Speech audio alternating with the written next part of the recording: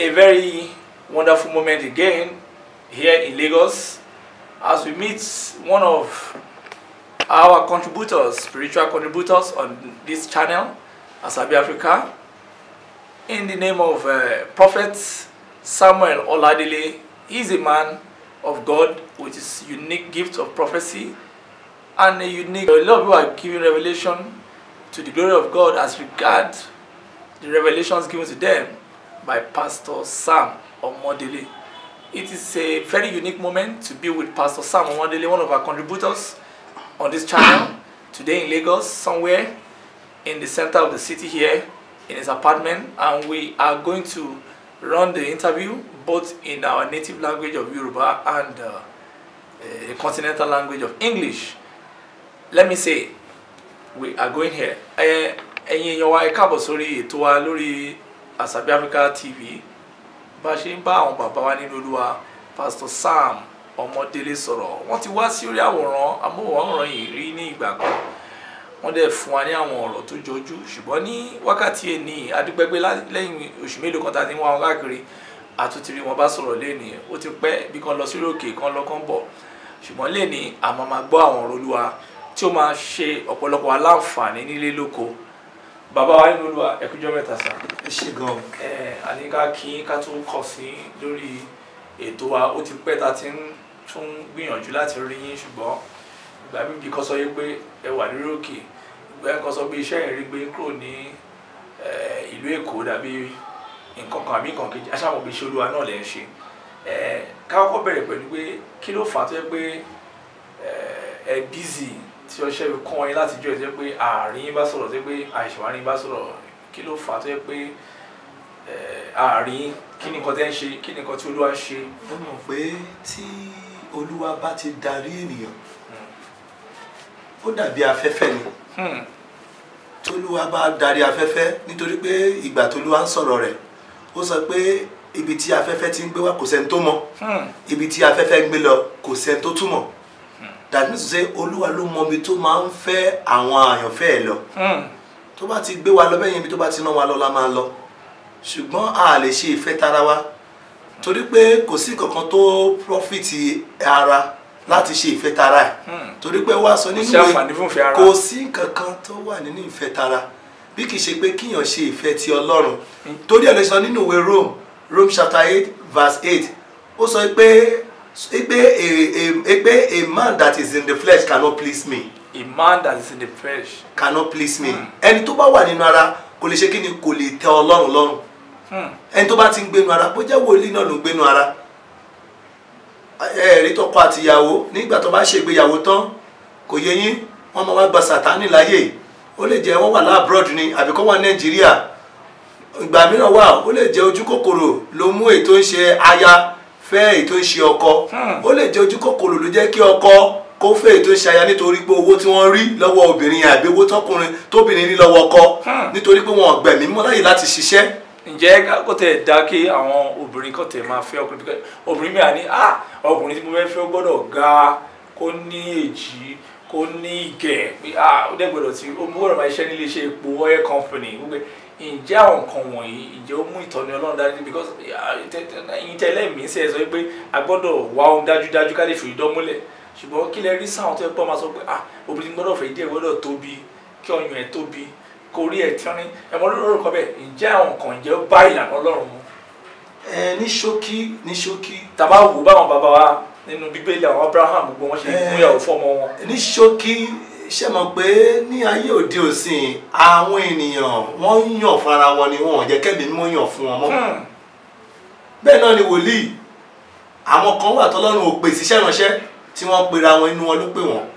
A ti sọ rí nígbà kan, ṣùgbọ́n àwọn tí Olúwa pè, ẹ̀rí pé wọ́n máa jẹ̀yà, wọ́n máa wà lórí òkè, àwọn lẹ́ni wọ́n máa takú, wọ́n máa gbàdúrà fún Nàìjíríà. Ṣùgbọ́n ọ̀pọ̀lọpọ̀ àwọn tí ẹ pé inú wọn ló pè wọ́n, oríṣiríṣi nǹkan ló máa béèrè. Àwọn tọ́lọ́run fẹ́ yàn fún ó yàtọ̀ sí àwọn tí wọ́n yàn fara wọn. Àwọn tó yàn fara wọn lè rí pé ìgbéyàwó wọn kò kí ń dán mọ́rán, kò kí ń lọ́jọ́ pẹ́, kò kí ń pẹ́. Wọ́n lè wà láàbúrò kan máa lówó, kan máa ṣe rere, ṣùgbọ́n tó bá dé àkókò kan aṣubú. Wọ́n aṣubú tó yẹ pé ìjì máa dé, tíjì bá dé nítorí pé wọ́n gbà fún ẹ̀mí mọ́ kó yàn fún wọn, ìjì máa wá ṣe kí ni a máa gbé wọn lọ. ṣùgbọ́n ẹni tí ọlọ́run yàn fún dúró sínú òfin ọlọ́run, dúró sínú májẹ̀mú ọlọ́run, tí ìjì bá dé kò ní lè gbé lọ, nítorí pé májẹ̀mú ọlọ́run àti ẹ̀mí mọ́ wọ́n máa ṣe kí ni, wọ́n máa ṣe mọ̀nàmọ́ná máa ṣiṣẹ́ ìránṣẹ́ ní àsìkò yẹn. torí pé everything is time under the heaven, season and time under the heaven. Bẹ́ẹ̀ni, Ecclesiastes chapter 3, he say everything is time for everything. Time to die, time to celebrate, time to murmur, time to happy, and time to angry, and time to loss, and time to be a rewarder. To recover. To be a rewarder. That is the meaning, to recover. Because everything is under the Holy Spirit, but you don't allow Holy Spirit to take place. When storm come, they will be fleet the way. Nǹkan tẹ̀ ṣẹlẹ̀ láìpẹ́ aníkàbí tó yín létí nínú ìwé Aláròyé tàtẹ̀ rí pásítọ̀ Mọ́tòṣọ́ kan tó yẹ pé lórí òkè náà ní tó yẹ pé Mrs. Ajíbádé kan lọ bá wọn bẹ́ẹ̀rì àtẹ̀múrókè bẹ́ẹ̀ rì mọ́ àbí orí òkè ibì kan ṣá, ṣùgbọ́n níbi tó ti wá mú Mrs. Ajíbádé lọ sínú igbó bá fẹ́ ṣiṣẹ́ ìmọ̀ fún wọn, ẹnìkan tó wá síbẹ̀ wá mú kámẹ́rà tẹ̀lé wọn gbàtọ́ máa rí pásítọ̀ Mọ́tòṣọ́ wọ́n ti rí wọn lórí Mrs. Ajíbádé ti fẹ́ ìdí wọn sílẹ̀ ẹ pásítọ̀ yẹn kàn wọlé tó kàn jáde tó ń ṣiṣẹ́ mọ̀nàmọ́ná ní abẹ́ ìyàwó níyàwó. wọ́n ṣe wá pariwo pásítọ̀ Mọ́tòṣọ́ ò wọ́n wò báyìí ni wọ́n fẹ́ fọ́ kámẹ́rà káṣà máa fọ̀rọ̀ gùn ọ̀rọ̀ yẹn bẹ́ sórí ẹ̀rọ ayélujára ó tún bẹ́ sórí pépà náà. irú àwọn ìránṣẹ́ Ọlọ́run báyìí tó yẹ pé wọ́n ṣiṣẹ́ lórókè wọ́n tún dóyàwó níyàwó kí lẹ́ rí sí ọ̀rọ̀ wọn, ìjẹ́ mi mọ́ náà ló tún yàn wá bí. ṣètìlí kan tí mo máa mẹ́nu bà níbẹ̀ ní ṣókí ni wípé Bíbélì sọ ká má ṣe ṣe ìdájọ́ ẹnikẹ́ni. because ó wà nínú pépà ni. ẹ mọ̀ pé ọ̀pọ̀lọpọ̀ nǹkan tó ń ṣẹlẹ̀ ní òde òsì ni pé èṣù ó ń wá láti gbé àwọn òjíṣẹ́ Ọlọ́run ṣubú láti yẹ̀yẹ́ wọn. àìmọ̀ kíyèsí Bible say watch and pray. Watch and pray. Not pray without watch. There are some prophets and there are some pastors. Yeah, there are some pastors, there are some prophets, they don't watch. They are just praying. When you want to do any spiritual work for any woman, you need to have a colleagues. Okay, witnesses. Witnesses. You don't need to do it alone because Jesus said, I sent them 2-2. So when you are doing it alone, that means you want to do fornication. Official bereni. Ṣé bẹ́ẹ̀ kọ́kọ́ tẹ̀lé kọ́ wọ́n kágbèrè ẹ̀dẹ̀ ṣẹlẹ̀. Kò sí kan tẹ́ṣù lè ṣe. Èṣù tó dán Jésù wò tó sọ pé tó bá lè forí balẹ̀ fóun òun yóò fún ní gbogbo àgbáyé. Ta ni èṣù lè dánwò? Torí pásítọ̀ Mọ́tòṣọ́ ó dé ẹ̀rí pé àgbàlagbà ni ṣùgbọ́n bí èṣù ṣe wá lò wọ́n láàrin yẹn pé kán máa gbàdúrà báyìí kán sọ pé mọ́mí o ẹ jẹ́ ká lọ sínú aginjù mẹ́ẹ̀ ká lọ ṣiṣẹ́ tí Olúwa fẹ́ kí n ṣe fún yín kọ́lẹ̀ kí wọ́n bá pásítọ̀ nídìí mọ́mí. ìfà ìwúmọ̀ yẹn gan ò lè padà sí Èkó ní ìdá ti sá lọ láti ibẹ̀ kò lè padà sílé ọkọ ẹ̀. òun náà ni mo sọ wípé tí èṣù bá fẹ́ gbé òjíṣẹ́ Ọlọ́run ṣubú ohun kan kékeré ló máa lò. wọ́n sọ pé ohun ìkọsẹ̀ kan kì yóò ṣaláì ṣẹlẹ̀ ṣùgbọ́n ibi tó bá ti wá ègbé ni. Will not be a curse in the name of Jesus. Amen. Because most of the things that is happening is not happening willingly. It's happening by the plan of the devil. But when you see a great man of God, when that great man of God does not watch, he can fall at any time. When you are great, be looking your back. Tó bá ṣe ń ga kó máa wo ẹ̀yẹn. Bó bá dẹ̀ ṣe ń wo ẹ̀yẹn máa fà wọn kan sókè. Because most of the great man of God, they don't do that. So for them to they have success without succession. Yeah, that's just it. So o gbọ́dọ̀ máa ṣe kíni máa ṣe àwọn iṣẹ́ yẹn nínú ẹ̀mí. Bible says iron sharpen iron. Because you are praying alone, you want to do deliverance alone. At the end of everything, it will turn as a fornication. You need to have a colleague, spiritual colleagues. If you don't have your father in the Lord, you must to have somebody that call a brother in the Lord. That's why in Redeem we have brother in the Lord. And when you want to do a deliverance in Redeem, a pastor cannot do it alone. There will be a elderly one. There can be 2 or 3 before they do the deliverance. No. Continue to you. Meaning, is it opening? Why did they say, Prophet Modele? Ẹjọ́ ń ṣe mí bákan nílé o ẹjọ́ bá mi ṣe prayer nílé mi kẹ̀dẹ̀ débẹ̀ kó dẹ̀ jẹ́ duplex kó dẹ̀ ṣe ẹ máa bọ òkè mú wa kẹ̀dẹ̀ wọ̀yà kó dẹ̀ ẹ máa bọ ní bedroom ǹjẹ́ olúwa ò ní mínísítà ìwé kẹ́ lọ síbẹ̀ lọ no pé wọ́n pè ìjọba méjì sọ pé bá pè mí kò sí bí pàjáwìrì yẹn ṣe rí kò sí bí pàjáwìrì yẹn ṣe rí mo gbọ́dọ̀ mú ìyàwó mi dání tí ìbá mú ìyàwó mi dání mo máa mú àwọn àfàdúrà jagun mi màá mú méjì ọyẹ kan dání láti pé kí ẹ̀rí kó lè wà láàárín èmi àti arábìnrin náà wọ́n sọ pé ẹ̀rí mẹ́ta la ní lọ́run ẹ̀rí mẹ́ta la ní láyé bàbá ọmọ ẹ̀ àti kíni àti ẹ̀mí mímọ́ that is ní ọ̀run nìyẹn o tí ayé kọ́ we have three witnesses Jesus blood and what and water and Holy Spirit so you need to do according everything you wanted to do let Spirit of God minister to you don't do it willingly on your own don't do work of God for God. People at this time around, they are doing the work of God for God. They don't allow the Holy Spirit to do the work again. That is why they are calling people to bring money, to do this, to sow, to do this. That's why they are being frustrated. They don't allow the Holy Spirit to take place. But I know. Tàbá tẹ̀níkà wo iṣẹ́ orí àgbélébùú lè tẹ mẹ́nu báyìí pé táwọn èèyàn ṣe kán mú wa àti gbọ́n pa àìmọ̀ ìránṣẹ́ lọ́yìn kọ́ńtẹ̀ lọ sí Amẹ́ríkà ńgbà kan tó tún sọ fáwọn èèyàn pé ẹni tó fẹ́ bí ọkùnrin o $100 sí ìbàyìí àwọn tó fẹ́ bí obìnrin $50 sí ìbàyìí pé àwọn fẹ́ kó owó yẹn lọ sí pẹpẹ àwọn fi bọ́ọ̀lù ń sọ̀rọ̀ wọ́n lè fún ẹni tó nídìí ọkùnrin tó ti $100 sílẹ̀ èyí tó nídìí obìnrin tó $50 lẹ́ alẹ́ gba omi obìnrin ǹjẹ́ èmi mọ́ tó sọ yìí ká tún máa ṣe báyìí because àgbà pé wọ́n ní ọ̀fẹ́ nígbàlà. èmi máa fi ọ̀rọ̀ mi mọ́ máa fi tì nídìí nítorí pé ó lè ṣẹlẹ̀ sí ẹnikẹ́ni torí pé ọ̀rọ̀ mi mọ́ Matthew chapter 10 starting from verse 40 ó sọ pé tó bá gba wòlíì gbọ́ yóò jèrè wòlíì ọ̀rọ̀ wòlíì ni ó lè jẹ́ lákòókò yẹn ẹ̀mọ́ tó bà lé wòlíì nìyẹn ṣùgbọ́n àwọn kan wà t'Olúwa ò pè wọ́n tó máa ń ṣe the same thing bẹ́ẹ̀ òun la pè ní àwọn tí wọ́n gba ẹ̀mí mímọ́ láyè láti pé kí ẹ̀mí mímọ́ darí wọn ṣùgbọ́n àwọn tí ẹ̀mí mímọ́ pè láti darí wọn wọ́n lè sọ orúkọ bẹ́ẹ̀ kó lè ṣẹlẹ̀ torí pé Èlíjà náà sọ ó sọ pé nípa ọ̀rọ̀ mi kí iná kó ṣe kíni kí iná kó sọ̀kalẹ̀ ó sì níwájú àwọn èèyàn ni iná dẹ̀ sọ̀kalẹ̀ kò ṣe pé Èlíjà gbowó. because nǹkan tí fẹ́ bèrè ni pé Èlíjà ò ní kọ́ máa mú.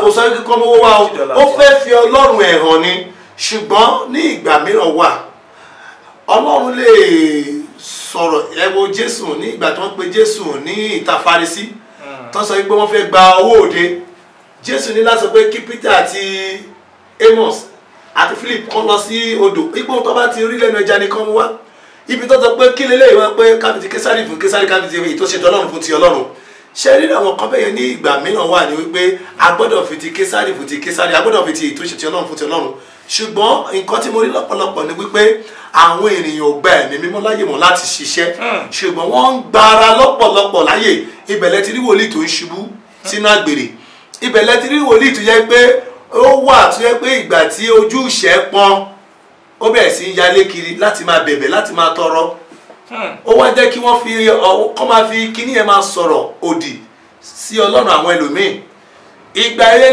lẹ́rí ẹlòmíì àwọn síjọ Ọlọ́run àwọn sọ̀dà business oríṣiríṣi nǹkan wọn ò gba ẹ̀mí mímọ́ láyè ṣùgbọ́n àwọn tí ẹ̀mí mímọ́ pè tí Ọlọ́run sì ń lò wọ́n wọn ò tí ì farahàn.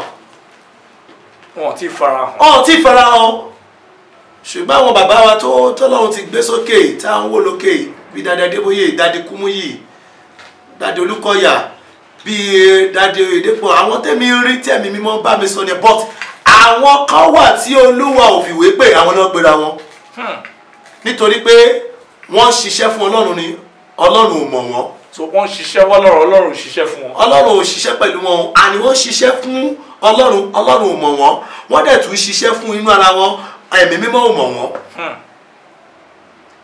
a dẹ̀ tún gbọ́ oríṣiríṣi àwọn lẹ́ṣọ̀ ẹ̀mí tó yẹ pé wọ́n fẹ́ bá obìnrin wọn fẹ́ ṣe ìṣẹ́gun fóbìnrin wọn náà fi táwọn bá tí nǹkan tó wà ń sàlẹ̀ wọn bọ ìdí obìnrin yẹn pé àwọn fẹ́ kílẹ̀ àwọn fẹ́ ṣẹ́ ogun kan nídìí obìnrin yẹn wọ́n lè mú lọ sódò from there míì wọ́n á mú lọ sí iwájú pẹpẹ wọn làwọn ṣàfẹ́ wọnú ẹ̀ káwọn tọ́ kándù yìí ká ǹjẹ́ gbogbo àwọn nǹkan báyìí tẹ́ bá ti gbọ́ báwo lè máa ń ṣe sí lẹ́bí ìránṣẹ́ Ọlọ́run. wọ́n sọ pé Bíbélì sọ wípé in the book of Matthew chapter 7 verse 7 ó sọ pé ask you shall be given ó sọ pé find you shall seek ó sọ pé knock it shall be open.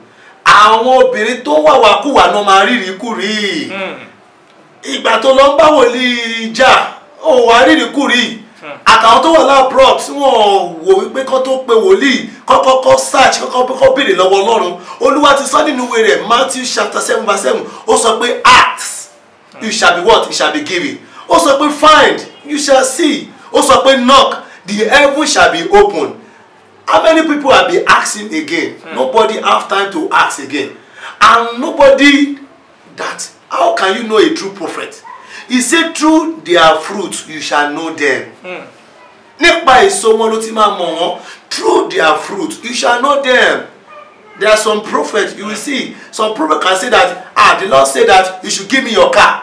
The Lord said that you should give me your land. Wọ́n máa ń fi tipátipá lọ, àwọn máa ń jẹ́ alọ́ni lọ́wọ́ gbà. Alọ́ni lọ́wọ́ gbà. Àwọn ni Ọlọ́run ò ṣiṣẹ́ pẹ̀lú tẹ́mi mọ́ ti kọ̀ wọ́n sílẹ̀. Ṣùgbọ́n àwọn tí ẹ̀mí mímọ́ bá pè ẹ rí wípé nínú gbogbo tó bá ń ṣe wọ́n máa ní èyí tó ń ṣe ìtàn, wọ́n máa ní èyí tí ó ń ṣe àmúmọ́ra, wọ́n máa fara rọ́ ohun gbogbo ní ìgbà jíjẹ ní ìgbà tó pọ̀. Àwọn tọ́lọ́run pè ṣẹ́tìrì tẹ́bá wo nígbà àwọn ayé àwọn bàbá wa yẹn, ayé àwọn Ayọ̀ Babalọ́lá, àwọn ò kì í ní ju aṣọ méjì lọ ṣòkòtò kan tán fi ṣiṣẹ́ ìránṣẹ́. Wọ́n dẹ̀ ń sọ̀rọ̀ ìgbàlà tayọ̀tayọ̀ ní ti dùn ní tùdù náà fi ṣe. Wọ́n ti ẹ̀rọ nípa owó àbí pé wọ́n fẹ́ kọ́lé àbí wọ́n fẹ́ gun plane. Ṣùgbọ́n nísìnyí àwọn èèyàn fẹ́ gun plane. Àwọn ìránṣẹ́ náà fẹ́ ní plane mẹ́rin ni mò ń sọ sá. So what I just want to say is that I don't come here to judge, but I just come here to enlighten us so that we can know what we need to do. Because what is happening this time around is obvious to everybody that we all know what is happening in Nigeria. Yes. But what we need to know is that we need to accept Jesus. We need to know the person that called Jesus. We need to know God himself. You need to be carry the word of God and study. You don't need to call prophet. You don't need to call teacher before you close to your God. You need to carry the word of God. And immediately you carry the word, that word will inspire you. It will tell you more about God. It will tell you more about your creation. But most of them, they don't carry the word of God. They want to just jump in the morning and become a millionaire. That is why they have been duped. By fake prophets. By fake prophets. And that is why they have been duped. Because they don't want to face that reality. Reality, it will come as a storm. It will come as a challenges. It will come as a trial. But where you can endure, and where you can endure, you will overcome. Where you can overcome, you will become a champion. Then you will be glorified. You will become a champion, and the God will glorify himself. But people does not want to wait in the point of God again. They want sharper miracle. They want sharper glory. See, Jehovah sharp. Jehovah sharp. That's what they need. And the Lord said, anyone that does not speak the truth, that means the truth is not in him, according to the word of God.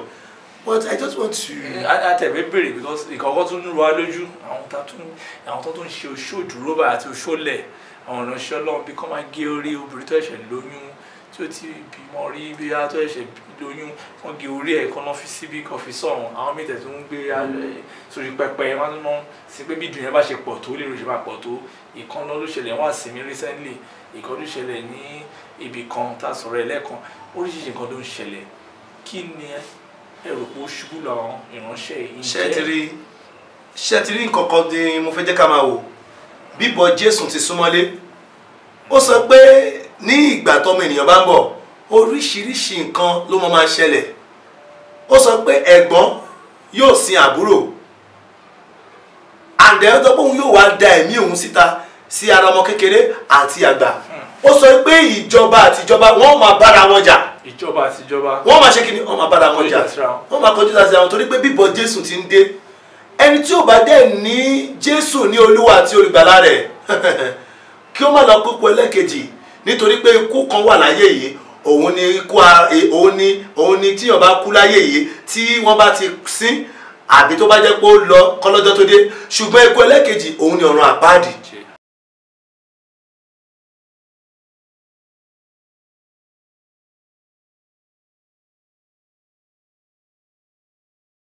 But Jésù ti dé ó sọ pé mi yóò dé bí olè lóru tó dé gbogbo nǹkan tó ń ṣẹlẹ̀ kì í ṣe bí àwọn èèyàn tó ń ṣẹlẹ̀ sí kò sẹ́ni tí kò lè ṣẹlẹ̀ sí ṣùgbọ́n èyí tó máa ṣẹlẹ̀ sí wa tó máa jẹ́ kí èṣù borí wa ni kò ní ṣẹlẹ̀ sí wa lórúkọ Jésù. Àmín Jésù. I decree what is going to happen to you that will mix your family name, that will mix entire of your family name, it will not happen to you in the name of Jesus. Amen. Because there are some challenges and there are some storm and there are some trial. When it happen to a mankind, when he fakes it, he can kill the such and he can destroy the such. And he can make the such be frustrated by killing himself. That is why we need to watch and pray. But most of the people, they are seeking power from occultic. They are seeking power from marine water. All this power, they are fake. They are not real. The only power that is real is the power of God. The power of God. Yes. Agbára Ọlọ́run nìkan. Báwo la ṣe lè mọ wòlíì tó jẹ́ ní òun? Because lẹ́yìn mẹ́ta ń sìn ẹ̀rọ oríṣiríṣi crusade.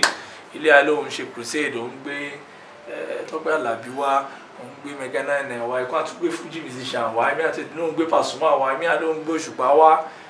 Àtẹ̀sọ pé ìránṣẹ́ Ọlọ́run ni wọ́n ní church, wọ́n ní gbogbo. Báwo la ṣe lè mọ genuine man of God tí ìpè ẹ́ tá a lè sọ pé church yìí o a lè lọ kárí ìgbàlà, church yìí o a lè lọ kárí ìwòsàn? Báwo la ṣe lè dá wọn mọ̀? Ó sọ nínú ìwé ọ̀rọ̀ Ọlọ́run nínú John chapter 16. Ó sọ pé I know my shepherd knows me. He say when I speak to my shepherd will hear my voice.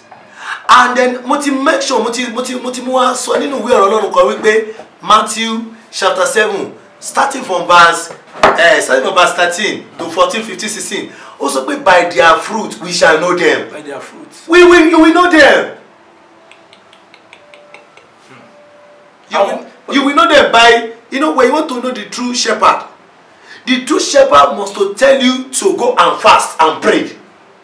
When you are facing any challenges, any prophet, any teacher that does not give you the word of God as what? As a solved problem. Are you there with me? As a solution. And he is giving you another thing to do. It is a fake prophet. It is not the true man of God. It's a fake prophet. Are you there with me? Because the light of God is not in him. But when it is true prophet, you will see that he will tell you to go and fast. Ó sọ pé láìsí àwẹ̀ àti àdúrà, ó sọ pé kò ní sí iṣẹ́ ìyanu, kò ní sí iṣẹ́ àmì àti iṣẹ́ ìyanu. Jésù ló sọ bẹ́ẹ̀. Bẹ́ẹ̀ni, tí Jésù gan sọ, Jésù gbààwẹ̀ 40 days and 40 nights, èṣù sì dánwò. Èṣù dánwò tó kú tí wọ́n bá lè sọ òkúta ìdá búrẹ́dì. Wọ́n lè sọ òkúta di búrẹ́dì. Bẹ́ẹ̀ni. Láti fi mutí àbí láti fi jẹ nǹkan mi. Àdó sọ pé ó tún sọ fún Jésù ọmọ Ọlọ́run pé tí wọ́n bá lè sọ òkúta ìdá búrẹ́dì kí wọ́n sì jẹ, èmi ò sì tẹríba fún ọ. Olùgbé tí wà láyé ìgbà yẹn. Kò sí láti jẹ búrẹ́dì. Jésù wá sọ wípé a ti fi ọ́ ré nítorí pé Olúwa Ọlọ́run rẹ nìwọ yóò máa sìn. Àwọn wo ló ń sin Olúwa Ọlọ́run nísinsìnyí? Àwọn wo ló ń sin Ọlọ́run? Àwọn wo la fẹ́ pè ní ọmọ Ọlọ́run nísinsìnyí? Nítorí pé ọ̀pọ̀lọpọ̀ ohun tí wọ́n máa jẹ tó máa mu, ọ̀pọ̀lọpọ̀ fẹ́ kọ́ ilé, ọ̀pọ̀lọpọ̀ fẹ́ ní mọ́tò, wọ́n fẹ́ máa fò lójú òfurufú, ṣùgbọ́n wọn ò fẹ́ ní àkókò àti ìgbà láti bá Ẹ̀mí Mímọ́ sọ̀rọ̀. Nítorí pé àwọn ènìyàn ò fẹ́ kọ́ ènìyàn ní ọ̀rọ̀ Ọlọ́run mọ́. Gbogbo nǹkan tí wọ́n fẹ́ ni wípé ẹ mú owó wá ká bá yín gbààwẹ̀ o, ẹ mú owó wá ká bá yín ṣe o. No. There must be fast and prayer. There must be word of God to it. Self-sacrifice. Yes, there must be word of God. And anything that you are doing when there is no word of God is fake. It's what? It's fake. It's fake. Oh, because when you are trying to, when you please man, there is nothing you can collect. That's why I used to say to people, whether God answer you, does not answer you, it does not move God. Whether God answer you or it does not answer you, it does not move God. Oh. Whether you want God to come to your standard or not, you will be the one to come to God's standard. God cannot come to your standard. There is no problem that you can be facing. Only thing for you to accept Jesus as your Lord, as your personal Savior, as a new covenant. There is no any standard. There is no any short way. The only way that you can be saved is to accept Jesus as your Lord, as your personal Savior. That is why you will see it in the book of Rome. Romans chapter 10 verse 9 to 10. He said that if you confess with your mouth the Lord Jesus and you believe in your heart that God have raised him from the dead, he said you will be saved. When you believe that God Almighty raised Jesus, the Son of God, from the dead, he said you will be saved. When you don't confess Jesus as your Lord, as your personal Savior, that storm cannot stop. That trial cannot stop. Even everything that you think that it has been scattered. Some people, their house is no more in order again. Yes, of course, yes, of course. You see some divorce this time around. All boys. Are you listening to me? Wọ́n ti pọ̀ jù.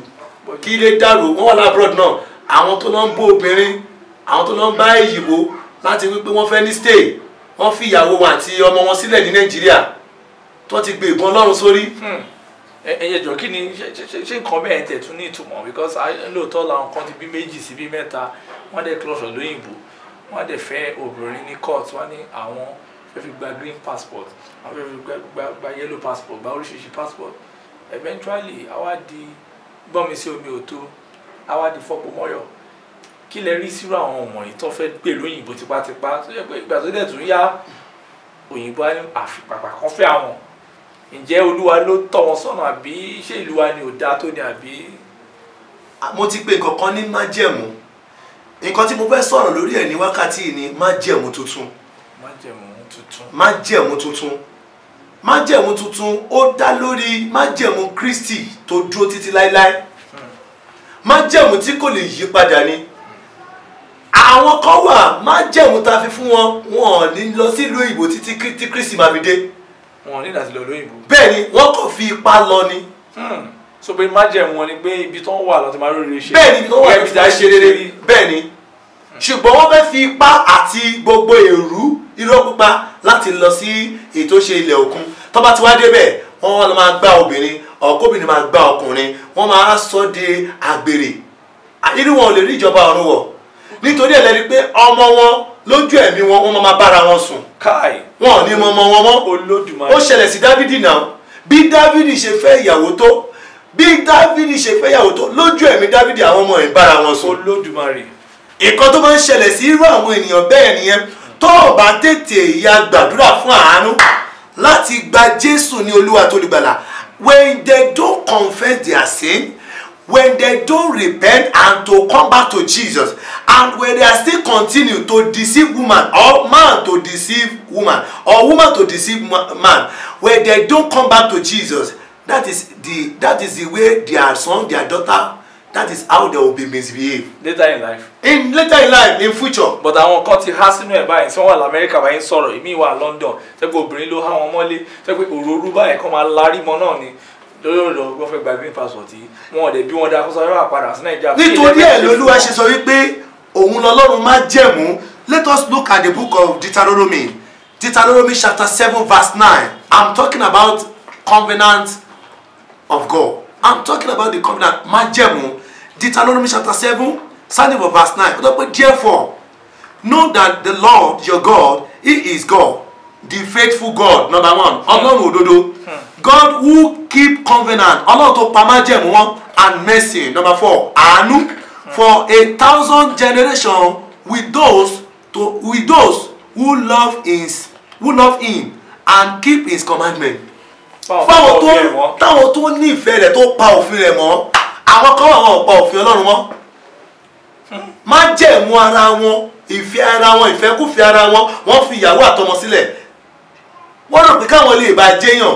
Ṣùgbọ́n májẹ̀mú t'Olúwa kọ sí wọn ni wípé ilẹ̀ Nàìjíríà tí ìwọ wà yìí o ni wọ́n yóò ti ṣe rere tí ọba àti àwọn ọba Táṣíṣì wọ́n sì máa mú ọrẹ wá fún ọ. Bẹ́ẹ̀ ni nínú Psalm 72 ló wà. Ó sọ pé àwọn ọba Ṣébà ti Ṣèbà wọ́n ò mú ọrẹ wá fún ọ.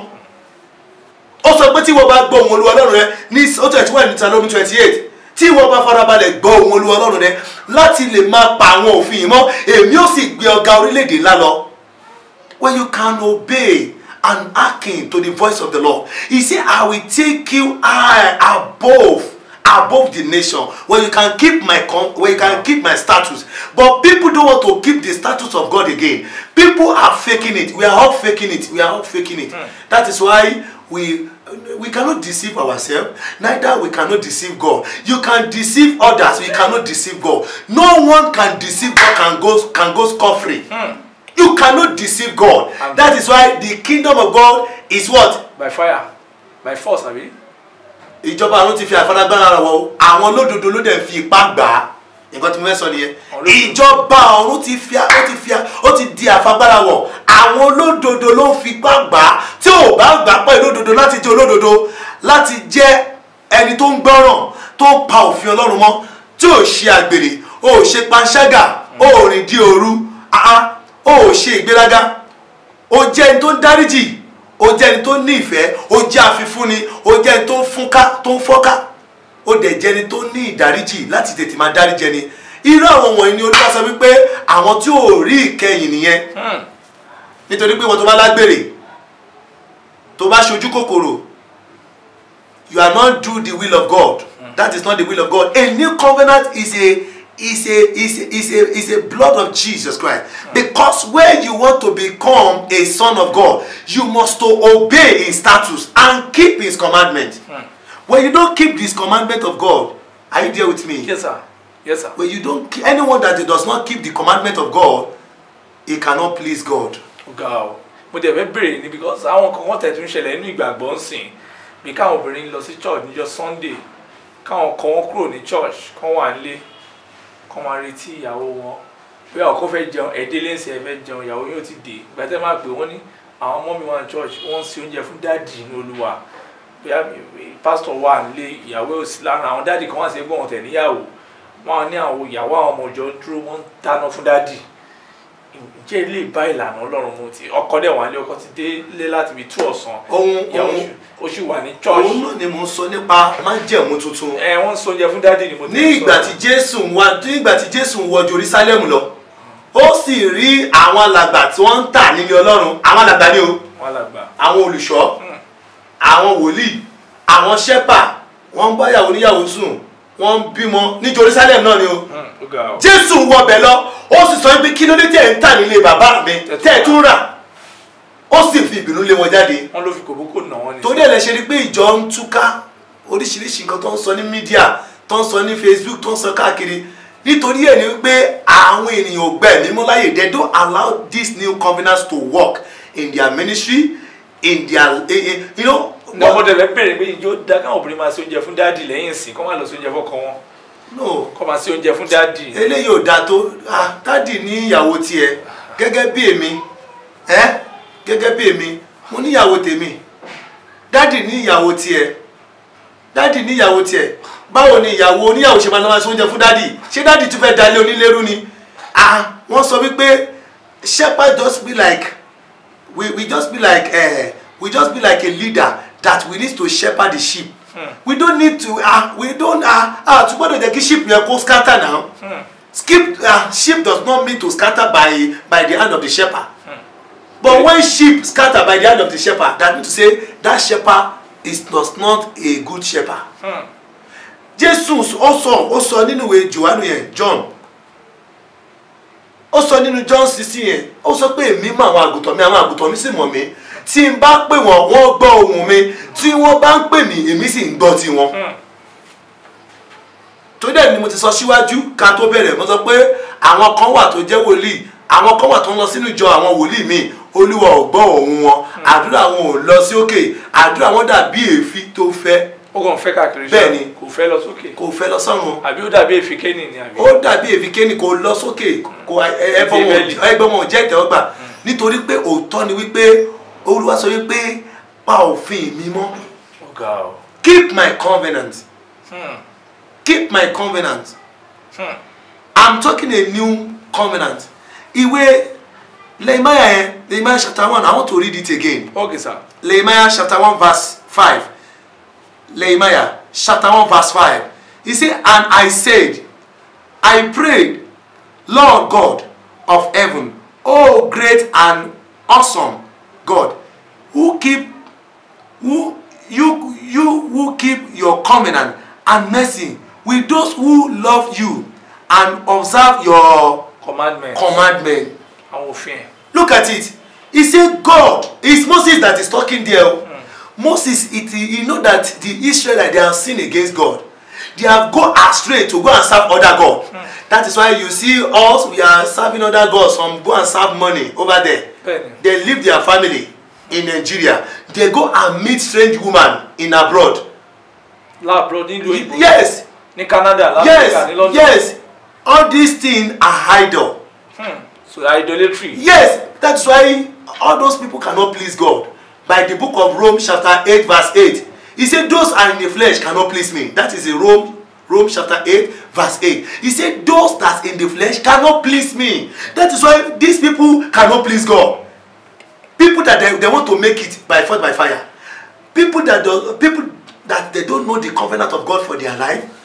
And people that they don't do the will of God. They cannot please God. And they will later destroy. They will later mix everything. They will later lose. Because they don't do the will of God. I have somebody in Canada. Let me just say this story. I have somebody in Canada. He spent 32 years in Canada. 32 years. 32 years in Canada. He called me. He said, Daddy, I want you to pray for my brother. One of his brother from Nigeria called me. I said, go and bring down your brother. He said that my brother is still there in Canada, but it has run mental. I said, what happened to him? He said it has been taking drug, cocaine, and he does not marry Yoruba at all. He's married British, and all has two sons and one daughter. He has 2 sons and 1 daughter. He said nobody knows this man. And this man has getting to age of 71. And the man does not have anything in Nigeria. He does not build house in Nigeria. He does not have any investment. But the only thing that is come to Nigeria to come and do is to mess himself. Because there is not a covenant. A covenant of God does not in his life. No, he does not have. He does not ask God. 32 years. After 32 years. Empty, sir. Empty. Kai. He said that it has been telling his brother, I want to go to abroad. All my life I want to spend it in abroad. Is he asked God that, God, are you willingly want me to go to that abroad? Is it your will? Is it your covenant? They don't ask for the covenant of God. But they are doing their own bidding. God. That is why when they now fall into trap, into temptation, into trial, they will not be calling God. They will not be calling prophet. They want prophet to do all. That is why they will not end to. They will not end to the false prophets. Yes. Wòlíì jìbìtì máa ma nà wọ́n lẹ́gba nítorí gbogbo àwọn táwọn náà ti jà ní jìbìtì. Àwọn náà ti jalè rí ṣé mọ̀ ni ṣé ṣe bẹ́ẹ̀ rí ti ń ṣe. àánú mi ò rò bẹ́ẹ̀ sà. God will honor you. Amen, sir. You will be faithful to the end in the name of Jesus. Amen, sir.